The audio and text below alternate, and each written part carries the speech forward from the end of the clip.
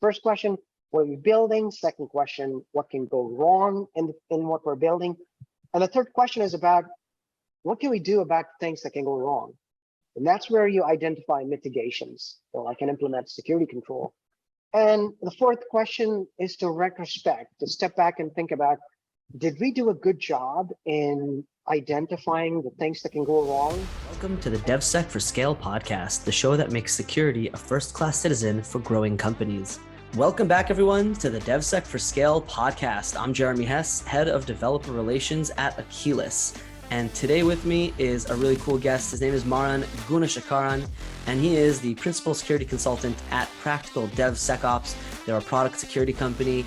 And Maran, it's great to have you on the show. We caught each other through LinkedIn, which was a really cool way always to connect with people. I love doing it that way. And before we get into more about what you're doing, a little about yourself as well, let's get straight into it. So obviously in the past bunch of years, we've been talking about DevOps and things transitioning into that sort of, framework, that culture of DevOps, but we're seeing more and more of this shift to DevSecOps, getting security in there as well. So we're talking here a little bit about threat modeling specifically in this episode, right? There's a lot of aspects to DevSecOps, of course. We'll focus on threat modeling for this episode. So how has threat modeling in this DevSecOps world evolved over the past few years? All right, great. Thanks for having me, Jeremy. Threat modeling, how has that evolved over the past few years? Well, the focus on DevOps, at least the principles and values of DevOps, are geared towards collaboration, automation, elimination of waste, and other lean and agile values out there. Threat modeling has traditionally been a sport for the few brave. It was an individual sport. A lot of documentations took time to produce, but that is changing. Less automation, but that has changed over time.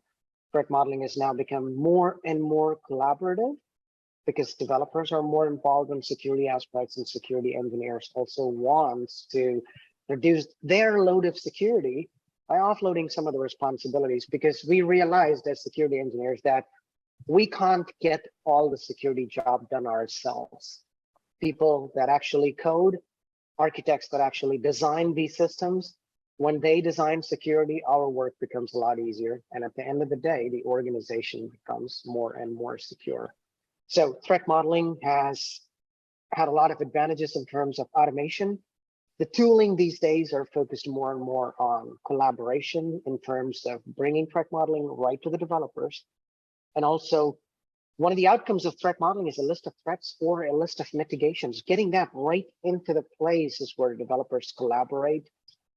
And also there has been enterprise level developments, importing threat modeling from different tooling, improvements in tooling, new methodologies of threat models that will help developers to really threat model at lightning fast. If a threat modeler took about 2 days or 2 weeks to complete a very comprehensive threat model 10 years ago, now a Scrum team would be capable of threat modeling a small user story in less than 5 or 10 minutes. And that's where threat modeling has been evolving as we see it. Oh, really cool. So yeah, we'll talk a little bit about just the basics of threat modeling in a very short while. Before we go forward there, tell us a little bit about yourself, Maran. What have you been doing, and a little bit about the company? Right. I'm a principal security consultant at Practical DevSecOps. I used to be a developer writing software for some of the major corporations around the globe. Also been an agile coach myself, consulting a lot of companies in Europe about transitioning from waterfall to agile software development, and also towards DevOps. And then gradually had my security interest materialized by becoming a DevSecOps consultant as well. In fact, we used to be doing a lot of these security practices back in the day in an agile fashion. We've had agile coaches who always question us, well, how can you do that early? How can you do that before production? How can we embed this in your CI/CD pipeline? Because that tells us the truth. So I come from that background. So naturally, the shift left security, not very new, but it's a new name. A new name sometimes helps people deliver value, realize new value. So that's the work that I've been doing. And for the past 3 to 4 years, predominantly involved in threat modeling as well, for a lot of product development organizations, in a way that we train a team in threat model, and in the end, we deliver a threat model themselves. Threat model is not created by us as experts, but threat models that were collaboratively created by the team of developers and architects that were responsible for creating and delivering that system. That's who I am, and really like doing our work at this time. Fantastic. It's great. So let's go back now to the topic at hand, threat modeling. So what do you see as, let's do like a quick overview, what threat modeling just means in an organization in a sentence or two, and what are the basic threat models that security teams can pass on to developers? All right, I'll take the first one first. What is threat modeling? Many definitions out there, but the simplest things people can understand. Before you build a house, you draw a picture of the house, about the foundations, the walls, the doors. You draw a picture. And the reason you do that is you want to visualize things first. Visualization helps in better understanding of something that does not exist, right? And in software, we don't see something as a house as physical, right? It's all code that is behind the system. So it becomes even more important to actually visualize things that we do not see. So visualization is very important, and it's a part of threat modeling. And just like when you build a house, you visualize, you see the entry points where people can enter, and you probably are thinking about the valuables that you're going to keep inside the house and how you're going to defend them. It can be people, it can be your big screen television, or some crown jewel that your grandmother has passed on to you over the years. There's always something that we want to keep private and we want to protect. In a similar way, before you write a software, you'd like to, you want to picture that software, and it says where my software is exposed. What are my communication ports? What are my communication protocols? Where am I storing my sensitive or critical information? How am I protecting it? Are my security controls sufficient? When you answer those questions, you are thinking about people that are going to attack you, your security controls. In a way, you're threat modeling. You're creating a model of your threats, and you're thinking about what you're going to do about those threats. And there are various models about structurally identifying these things. We'll get into it. The second question was about what are some of the ideas that you can pass on to developers. There's an excellent fourth question framework by Adam Shostak. It's also part of the website Threat Modeling Manifesto. The first question is trying to figure out, what are we building, right? What are we building to define what are the different components of the system? What is the business goals of the system? So what are we building? Answer that first question together with the list of business requirements, the users, and the core problem that it solves. So that you answer the first question, what are we building? The second question, you think about what can go wrong in that system, right? What are the things that can go wrong in that system? People can attack that system. Systems can become vulnerable themselves, or we might have introduced a weakness unknowingly while building that system. So the second question is essentially about what are the things that can go wrong. And in security, we often want to mitigate things that do not happen, things that we don't want to happen, right? People often explain their business value in terms of, well, I want to implement the security control because I do not want something to happen. And that's what we answer in the second question. First question, what are we building? Second question, what can go wrong in what we're building? And the third question is about what can we do about things that can go wrong? And that's where you identify mitigations. Well, I can implement security control. And the fourth question is to retrospect, to step back and think about, did we do a good job in identifying the things that can go wrong? And also in identifying what can we do about the things that can go wrong? So the four question framework, very abstract, and abstractions in threat modeling promote a lot of creativity. So A practical advice to developers or anybody that is new to threat modeling is start with that 4-question framework. Answer, what are we building? What can go wrong? What can we do about the things that can go wrong? And take a step back and think about, did we do a good job in identifying what can go wrong and what we could do about it? Oh But yeah, that's great. one of the practical advices at the moment for now. Yeah, it fits in also sort of with a DevOps mentality as well, where everything is really cyclical and comes back to each other, right? Because at the end of the day, you always need that feedback loop to come back and fix the things that you weren't sure of the first time and now you found out, and you got to come back, make those changes, make those fixes. And obviously security teams are usually the ones that are coming to the developers with all these different problems, saying, okay, we need to fix this, we need to do that, we need to fix this, put that into your next sprint. And I was speaking with my previous guest, Ravid, from a company called Simplicity, about this exact topic, where security teams are overwhelming developers with the amount of changes and fixes and revisions that need to be made in the code, and it's really hard for developers to get it into their sprints properly. So that's probably something that with threat modeling also could potentially put a damper on the development lifecycle in terms of new features, but hopefully it's a little less straining on them. But indeed, it is very true, and most organizations face this. Developers are busy with their own priorities and schedules, and as security, we want to secure our system. We've had a security officer who had just delivered a pen test report to a system. This was 4 years ago. And then after a couple of months, the same security officer did a session about threat modeling by taking the STRIDE model as an example. And then 6 months down the line, we were in conversation with the security officer, and he was telling us, yeah, I did a session with them, give them vulnerability report, but people doesn't seem to do it by themselves. And we were thinking at the back of our head, well, 1 hour session on threat modeling, that's a great starter. But what other tools have we provided them to their aid to help them identify threats?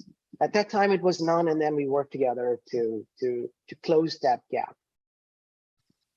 Yeah, absolutely. So threat modeling itself, it seems to be, it could be a difficult task. And you talked about how we kind of turned it into automation these days, but how difficult is it really to put threat models into practice? Great question. How difficult it is to put threat modeling in practice. It depends on the size of people, or the size of the project, or the size of the code base, or the development team that you're working with. The more the mass of something, the difficult it is for that object to move. At the same time, the more the mass of an object, the more force that it requires to move. So think about that from an organization's perspective. You have a startup, a team of two Scrum teams with 3 to 9 developers. You can get started with threat modeling, implement automation, implement work tracking of threat modeling threats, all of those things within a matter of a month with greatest levels of maturity.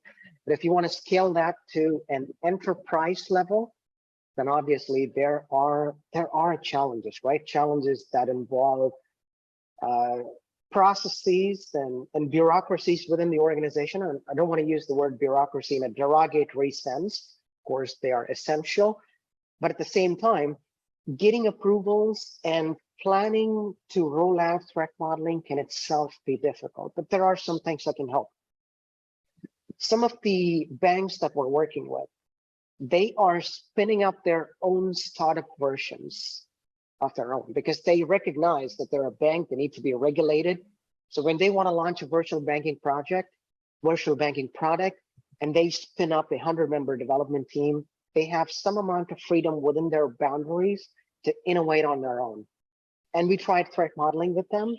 First was a training, and then was the consulting that followed afterwards, 2 days of training.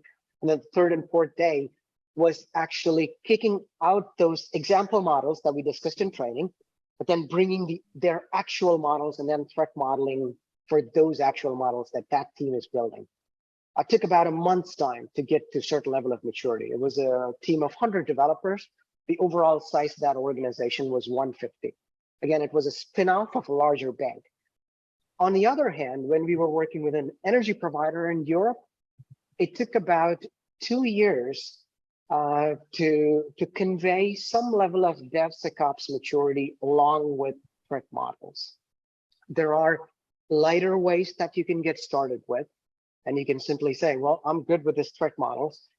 But sometimes security purists might disagree to those approaches because threat modeling, again, it doesn't need to be comprehensive from our opinion, and also from some of the industry experts' opinion. As long as you identify threats, you're good. So the short answer really is it depends on the size of your organization and the complexities of processes that you have. But there are lightweight approaches like the 4-question framework and the stride model that developers obviously love. There's another interesting story. We did a static analysis training with some 20 developers, all experienced with C++, programming mathematical solutions for about 30 years, lifetime of work in statistical systems. They really got bored about dynamic analysis and static analysis. But when we introduced stride to them, they really loved that idea. They were able to picture different systems. And the front-end developers told the back-end developers, well, I thought you guys were responsible for validation. They were co-located in a 500 square feet office, and they've had their own assumptions about very simple things as input validations. Difficult question to answer, but there are practices you can get started with. If there's a follow-up question, we can certainly talk about those practices. Oh, that's going to be, I think, another episode in itself. But yeah, so that's obviously threat modeling is a big idea, I think, overall, and probably a pretty necessary practice. But in terms of where threat models live in an organization, how does that work? Where do they sit, and how should they be delivered? All right, another excellent question. At this time, threat model lives everywhere. It lives in a piece of paper, on an architect's diary. Sometimes it lives on a whiteboard right there as an architectural diagram with a bunch of sticky notes. Sometimes it lives as a PDF document in somebody's email address, probably a reporting manager or a security officer's email address.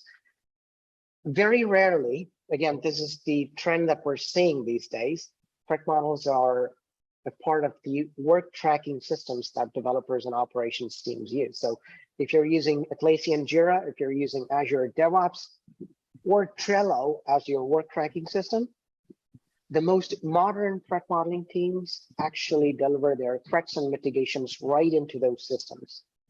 And the reason for that is we as security want to collaborate in a place where developers and operations engineers collaborate. And apparently that's where their work is. In conversations with product owners or business owners in an organization, they would like to have a single source of truth for their requirements. Now, if you give them a PDF document, a threat model as a PDF document, well, they're simply going to send it to a Scrum Master or a senior member of the development team and then say, can you create work items for these? And the next questions they ask, well, I understand, but could you tell us which are the important ones to be fixed in this list? So you prioritize your list of threats or list of mitigations. And then the most ideal way is to put them in the issue tracking systems or work tracking systems where engineers collaborate. Because every sprint, they can at least pick one item into their sprint backlog and then keep improving security iteratively. Well, that's one way. The other recent approaches is where threat models live in version control systems as code. So what used to be a diagram and a whiteboard can now be codified into textual representation. In Microsoft Threat Modeling Tool, which is free, you can create diagrams based on a Visio editor. And then the Microsoft Threat Modeling Tool will actually give you a list of threats based on whether you defined a web server has HTTPS or not, based on whether the web server authorizes the request or not. It has its own rules engine, and it can actually deliver a list of threats to you. But how do you save that model? Well, you can save that as a certain format supported by the Microsoft threat modeling tool, but you can also codify that same approach. There's a library called PyTM, which is a Pythonic way of writing threat models. There's also another new approach called Fragile. Fragile stands for threat modeling in Agile. So Fragile, fancy name. Also a great tool for writing your threat model descriptions prescriptively using YAML. It can live in your version control system. It can generate your list of threats. It can also generate diagrams. It can also be integrated into your CI/CD systems. All of those. When you codify something, the possibilities of automation are just endless. Fantastic. That's where we see threat models going forward these days. And also a lot of commercial tool vendors are also realizing this. And there are also tons of integrations between work tracking systems. So right within an enterprise threat modeling solution, you can actually integrate your work tracking systems where developers collaborate. So your threat models live in the enterprise solution, but the outcome of that threat model, which is the work to be done on a software, the mitigations for a threat, they're actually connected to your work tracking systems such as Jira and Azure DevOps. I hope that puts some things in perspective there. Absolutely. Everything is code is really the direction, and it's great to see that. So in terms of now we're talking about managing it as code, how do you actually take those threat models and manage them properly? Because, what are you maybe worried about a proliferation of threat models that are found in different places, different versions, different, so how do you manage all of that? All right, great question. So when you write threat models as code, how do you manage different versions of threat models? I seem to contemplate that question with when our software is programmed as code, how do we manage different versions? We can take advantage of the branching strategies and the versioning strategies that are available within version control systems.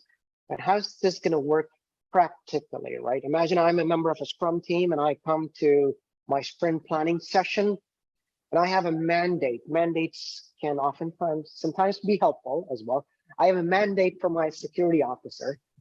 Out of the 2 hours that I have for my sprint planning session, I should spend 15 minutes to review my threat model. Okay, so I have my code. I pull my code from a version control system. I pull my threat model as code from a version control system, and I discuss with the rest of my team members. And I'm thinking, hey, we're introducing this new feature. Here's the diagram that represents that. Does the new feature make any changes to this architecture diagram, or the protocols, or the ports, or the authorization modules? I'm going to ask that question, or one of the team members can ask that question, because collaboration is essential in agile software development. But when that question has an answer, and they say, yes, we're touching the authorization module, and we're changing a certain thing, then I'm going to flip that switch in my code. I'm simply going to say web server.authorization.ldap is equal to certain property. And that's a line of code that I would write in my threat model. And the threat model can then interpret that, change its architecture diagram, also change its list of threats, and produce as an output of the mitigations that we need to take care of. And then I can commit that code. That becomes a new version. And then I can push that to my version control system. So in my next sprint planning, I can repeat the whole process. And the key of course, managing things as code is the dynamic nature, right? So that as you push something out, deliver it, ship it, then your next version you can already start building on, and then iterate based on that. So that's great stuff. Now, one thing I'm always interested in people who are really hands-on with these kinds of things. So obviously as a consultant, you've been had your hand in a lot of different pots, a lot of different companies, a lot of different models, a lot of different, enterprises with different infrastructure. So can you give us any sort of like real world example of how security and devs would align on threat modeling when they're shipping new code? Excellent. I'll try and give how security can align on threat modeling. Number one, again, I'm going to borrow some principles from the DevSecOps practices, right? One of the emerging approaches of security education is people say training is great, but there's not a lot of value in just the training. But if you do a hackathon instead, where you train about a vulnerability, and then you ask a developer to find that vulnerability in their system, then there's a lot of value. One, you're identifying the vulnerability in your system. Two, you're letting developers practice something that they did not know, which also helps in retaining that knowledge. And similarly, with threat modeling, call your bunch of developers and architects for a 1-hour session, because many a times architects and developers are protective of their own system. If you as an external party go and tell them, I've found vulnerabilities here and there, that might be a strike on their ego, depending on the people and the organizations I work with. But rather, if you twist that conversation and then say, hey, could we come together? Because we have this new threat, and we would like to see if that threat is relevant to our application or not, then people might be interested to come into your session. So one thing that you want to do as security is to pull people in to a brainstorming or a conversation for about an hour. Ask for 1 hour. And in 1 hour, you really have to deliver certain value, which is going to help you build credibility with a certain team, so that the next time they're going to pull you into their conversation, right? So start with simple threat modeling approaches like the 4-question framework. You can use TRIDE as a model, or look at OWASP top 10 as a list of threats. Call your people and then say, hey, first one is injection. Injection has been on the top 10 list for about 2 decades now. How do you think our software is protected against SQL injection? Sometimes we hear, yeah, we have some old stack written in classic ASP. We don't want to touch that code, so we have a web application firewall protecting for SQL injection. Sometimes we hear that.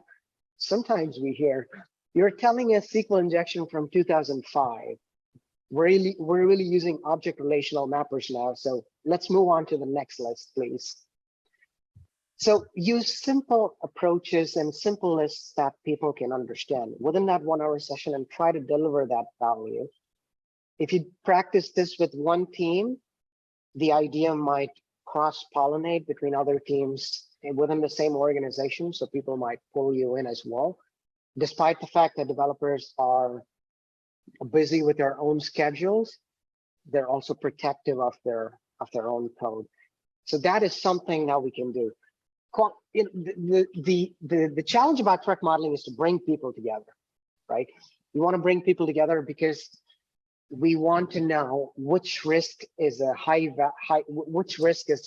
risk that needs to be mitigated, right? And in order to answer that question, you're going to want to have some business context to it. The amount of money that is being spent on a system, or the amount of money that would be spent on a security control. So to answer those questions, you're going to need to have the relevant people. But if they're not there, it's okay. Within your circle of influence as a threat modeler and a bunch of development teams, you can make your own decisions yourself. So bring people in for an hour. Try to make that happen, and then whatever you do is gonna work magic. Simple approaches, threat modeling, or the even simpler approach is the elevation of privilege card game. Distribute a bunch of cards and then say, who in this room can say that whether the threat in the card applies to our system or not? You can play a card game within a couple of hours. And it's also very interesting because it's a gamified approach. Elevation of privilege is one card game. There's a card game from OWASP called OWASP Cornucopia. There's also privacy versions of card games. No, great. Even if your teams are not up to play card games and award points to somebody who identified a relevant threat, simply looking at the card and a threat and then finding whether that threat applies to our system or not can work wonders. And we've done this a lot with many, many different teams. The prerequisite to all of this is you're going to need a diagram. And that can be another showstopper. A lot of times diagrams are outdated, or people do not have diagrams, or the architect is on a vacation for about a month. Funny things can happen. When diagrams are not there, bring people in, bring up a whiteboard, picture whatever diagram that you can at the best effort, and then start playing cards or use OWASP top 10 as a list and find out what you have in your application and what are the missing controls, identify timeline to fix those things. Yeah, absolutely. Start playing cards is definitely a sentence I'd like to hear more. That's good. Gamification is fantastic. It's good to see that there's even gamification in the security land. So that's nice. We have a very just short amount of time left as well, Maran. So I wanted to know if you had obviously coming from the background, someone who is a developer, someone who does DevOps, DevSecOps, any advice that you would have for developers that they can sort of practice, some good security without having to take up too much of their time in terms of their development, developing features and all that? Great question. There are multiple ways to do that, and I will share my experience. I, as a developer, was hooked on to security because of my first interactions with security people. I was responsible for building applications, and all of a sudden, Hewlett-Packard said, well, your application needs to go through a security review. So I took those conversations and I said, there was also a course that I took on Pluralsight, Hack-Proofing ASP.NET Applications. Very interesting. So security is interesting. Curiosity is a factor. And that depends a lot on hiring great people and retaining those great people as well. Whatever your size of developers are, irrespective of their culture, tooling helps us provide a segue into the field of security. If you're on Windows, Microsoft Threat Modeling tool is great. Download that tool. Runs only on Windows, unfortunately. It's an execute.exe file. Open it up, drag some boxes from the stencil, and then say analyze threats. Diagram whatever you want. There's tutorials out there in the Microsoft website itself that helps you picture your architecture diagrams and threats. After you have the list of threats, the tools will obviously provide descriptions about these threats. You're gonna need to have time to do all of these things, of course. So a little bit of top-down support, a little bit of buy-in from the product owner goes a long way. If you are not on the Microsoft stack, there are commercial tools. Irius Risk is one of them, offers a free community edition, SaaS-based product. You don't have to worry about exposing your private information there, drawing a bunch of boxes, giving generic names to those boxes work. Threat Modeler is another commercial tool, also has a SaaS-based community edition, also worth trying, draw a bunch of boxes, will provide you a list of threats and mitigations to work on. So from a developer perspective, those are things that will help secure my application. And that's a way people can utilize the tooling out there. Again, tooling is only an aid. Threat modeling is an art that you only get better at it the more you practice it. But is there a way to ease the barriers of entry? Some of the ways are using these tools. Some of the ways are practicing with a bunch of your fellow team members using card games. And then you're eventually going to get better at it. You would end up getting hooked on to security as well. Yeah, fantastic advice. Maran Gunasekaran, thank you so much for your time. Principal Security Consultant at Practical DevSecOps. It was great to have you on the show. I look forward to being in touch and seeing where you go from here.